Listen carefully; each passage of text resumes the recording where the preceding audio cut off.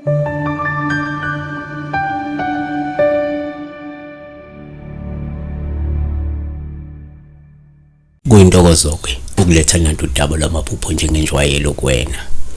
uNkulunkulu uzokulonda kubusisa. Kama upastor ngechannel yenyu Flick. Sibheka la udaba olukasiphokazi Miwa 44. Shuthi Siphokazi Miwa 44:46. Uthi sawubona pastor, ngisacela ungichazele leli phupho. Ngihlezi ngiphupha kuthiwa ke ngishadile. Kuyiphupho ngiyambona lo muntu kuthiwa ngumyeni wami kodwa ngimazi ebusweni. Yalo mphupha leli phupho ngiphupha umuntu ohlukile. Nalo nakade ngimphupha leli phupho selibuya kaningi. Liyangikhathaza ngazi lichaza ukuthini. Ngiyabonga. 2 siba nolikhona awu 48:13 uthi uphupha wena ushada. Bese siba no-Adelaide Mbonga Adelaide Mbonga uthi mina ngicela ukwazi uma ngiphupha ke ngiyoshada nomuntu engingamazi kodwa ke endleleni sihamba amasimba namvuleni. Lokho amasimba ngicathi kuhambisana nesichitho yabona. Kodwa ke lokho kushada asibheke kona sifocus kuko. Nake singakusho ukuthi uma uphupha ushada uphawu lobu ngokuvamile kwabanye ngoba lokho kusho ife elimnyama noma kusho isifo esisuke sizokwehla emndenini noma ehlotheni. Yayibona? 2 kuyenzeka futhi uma uphupha ushada kube uphawu lobu uma ushada osuke nje lisho ukushadiswa nesipoko noma lisho ukushadiswa nento esilwane esuke izobe siphazamisa isimo sempilo nobudlelwane noma umshado. 3 kuyenzeka futhi uma uphupha ushada kube uphawu oluhle kwesinye isikhathi uma ushada nomunye umuntu osuke nje lisho ukuthi kungenzeka uzogcina ushadile noma uqhona nawakho.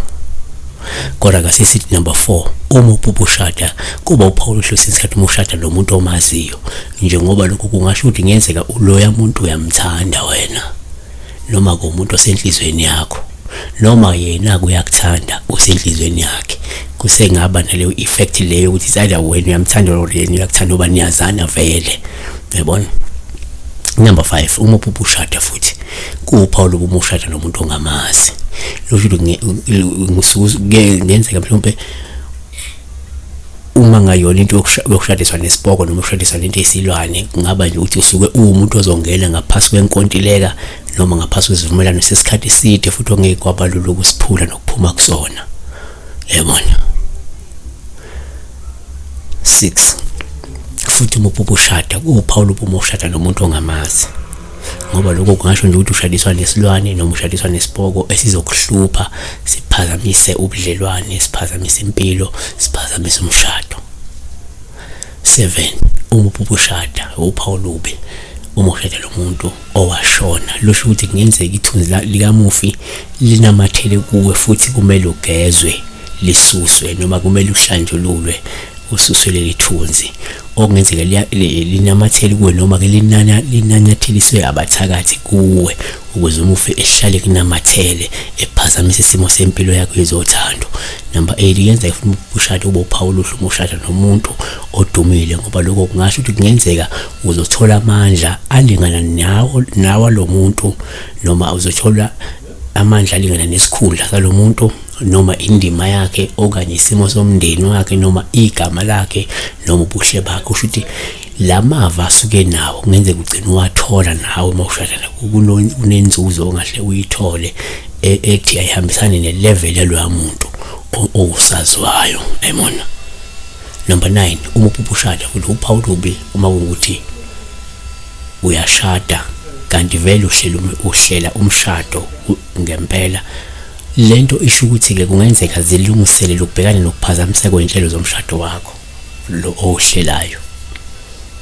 Usho ukuthi mangukuthi vele uhlela ukushada maduzane uzoshada bese uphupha ushada kusho ukuthi kungenzeka kukhona inselelo zobhekana ezingahle zibe khona ezizophazamisa lo mshado wakho noma ke nje kunezifungo zabathakathi efuna lo mshado ugcina uphazamisekile. Number 10 uma ushada futhi kuyenzeka kube uphawu lobu uma ukuthi uhlela umshado olungasho ukuthi olungeluba empeleni uma ukuthi uhlela umshado bethu ngoba kungenzeka mhlawumbe lento isho ukuthi usulinde ngabovu umshado wakho noma usulinde ngabovu lolusuku olukhulu luyinqophamlando lokubopha ifindo nomuntu wakho.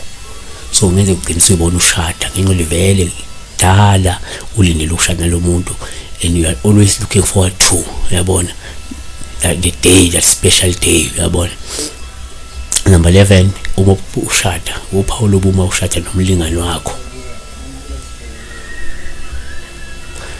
Kwesinye isikhathi kungasho nje ithunzi elimnyama engaba isifo noma yini, kungasho ifungo ezimbi zezimbangi zakho, noma kungasho isehlakalo esingase siphazamise nje ubudlelwane bakho ke, yabona. Number 12, uma ubushada uphawula uma ukuthi umuntu oshadile bese ubhuba engathi uyashada futhi, komunye kungasho ukuthi mhlawumbe alukho uzinzo emshadweni futhi kungenzeka ni phakathi kwe-separation noma kunokwahlukana ongasho kube khona, noma kungenzeka ke sesisondele isikhathi sesahlukaniswa futhi asinakugwemeka.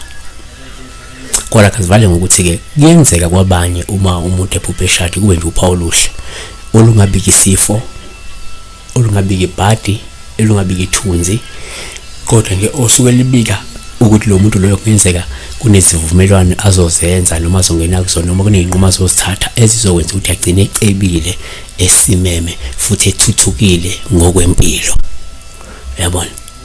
So akufanana, abanye kubo umshado ushisifo ufeyile into ezimbi, kwabanye kuba ushadiswa nezibhoko, ushadiswa nezilwane, kwabanye nje kungasho izinto ezinhle ngenxa yokusebenza bese bethatha izinqumo nezivumelwano ezithile ezizobafaka emnothweni, ezizobafaka engcebeni, ezizobafaka kwintuthuko, yabona. Siyabonga kakhulu ke besilibheke besibhekisa usiphokazi wakammiwa, sikuvezile ukuthi abanye bashadisa nezilwane. Sibhekile lapho actually khona awu 4813 sabheka uAdelaide Mbonga, futhi sibheka abantu abo3 kulokho. Siyabonga kakhulu, uNkulunkulu akakulonde, uNkulunkulu akubusise.